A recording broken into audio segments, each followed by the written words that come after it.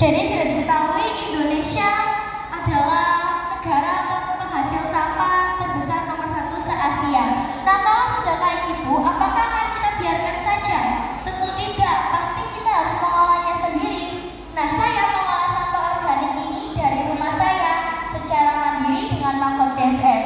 Jadi alasan saya memilih brand ini karena banyaknya sampah organik di sekitar saya yang tidak terkelola dengan baik, yang terbuang begitu saja, yang malah menghasilkan sampah di TPA. Jadi saya berinisiatif untuk mengolahnya sendiri dengan mangkok BSF. Nah, target proyek saya adalah mengolah sampah organik sebanyak 10 ton dan menghasilkan produk olahan mangkok. Nah, untuk mencapai target tersebut, aksi yang saya lakukan adalah mengumpulkan dan mengolah sampah organik untuk pakan mangkok. Jadi setiap harinya saya mengumpulkan 3 kali sampah. Nah, itu tapi di titik yang berbeda, tidak hanya di satu titik tapi berpindah tempat, seperti di warung-warung, restoran, warung makan, atau penjual buah. Jadi sampah yang saya kumpulkan itu sisa makanan, sisa buah, sisa kulit buah, buah busuk. Nah, sampah yang sudah saya kumpulkan tadi saya kelola untuk pakan maggot. Jadi maggot ini fungsinya untuk mengolah sampah organik. Apalagi maggot ini sangat hebat sekali karena dia bisa mengolah sampah organik 5 kali dari berat tubuhnya. Katakanlah berat maggot 2 kilo, dia bisa mengolah 2-5 kilo sampah organik.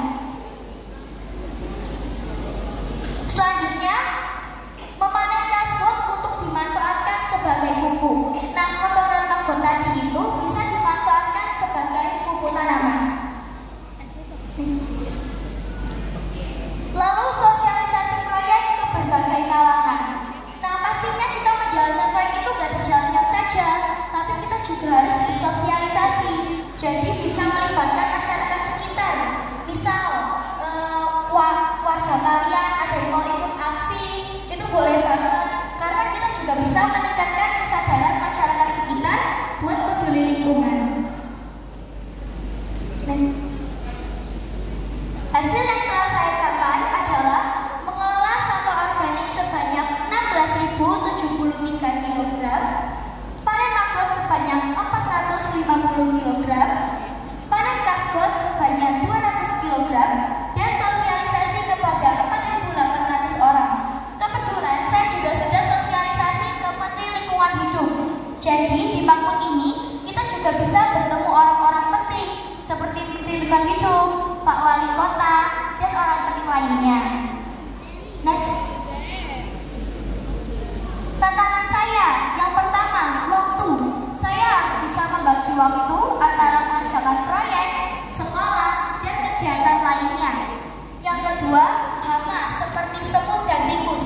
Biasanya hama ini memakan maggot saya. Yang ketiga, tempat. Tempat yang terbatas membuat saya kurang maksimal dalam menjalankan aksi. Dan yang keempat, bau.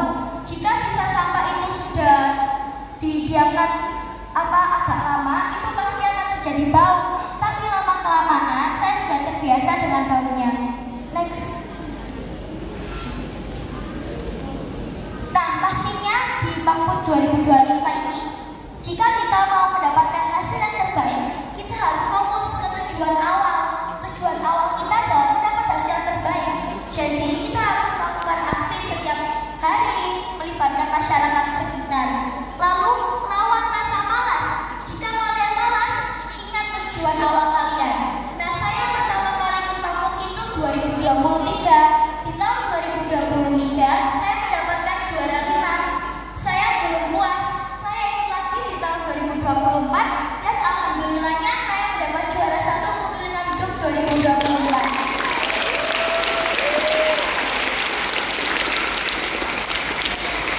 Lalu konsisten aksi nyata. Jadi bukan hanya aksi biasa doang, aslinya gak aksi cuma di pos, harus aksi nyata juga. Lalu dokumentasikan setiap aksi. Jangan cuma aksi tapi gak didokumentasikan. Minimal sehari 3 kali aksi harus didokumentasikan dan dikirim diposting ke Instagram. Jadi jangan takut